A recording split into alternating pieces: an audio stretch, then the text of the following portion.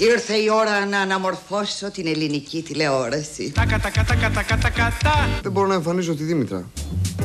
Χαμηλό το επίπεδο, με κάνει ρεζίλη. Μαρία. Ντόρα.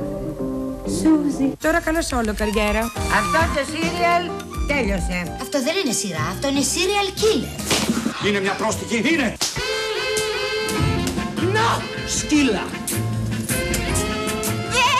Είπαμε, υπάρχουν ορισμένες γυναίκες που μπαινοβγαίνουνε στη ζωή. Παλιάνθρωπε! Σ' αγαπάω. Θα κατουράω όπου βρίσκω. Την έχει γδίσει και τη μαστιγώνει. Θα τα κάνουμε τούτη φρούτη εδώ μέσα. Χριστέ μου, την decadence. Θεία μου, η χύπης έχεις καταντήσει, μωρή. Πόσο!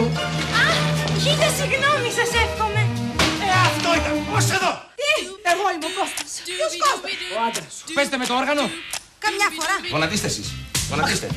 Μη μου πείτε ότι διαβάζετε. Ναι. Έγραψες 18. Σένα μόνο. Σε όλα τα υπόλοιπα έγραψα 19. Ναι. Τι? Νόστιμος, λέει ο Χριστόφορος. Τεκνάκια. Τι είναι δάσκαλοι καλών τεκνών. Απίστευτο. Αυτό το παιδί ποιο είναι? Ο Μάριος Ιορδάνου. Τι μαρτούνται. Θα μελαγχολήσω κι ύστερα εγώ. Καληνύχτα. Καληνύχτα. Καλημέρα.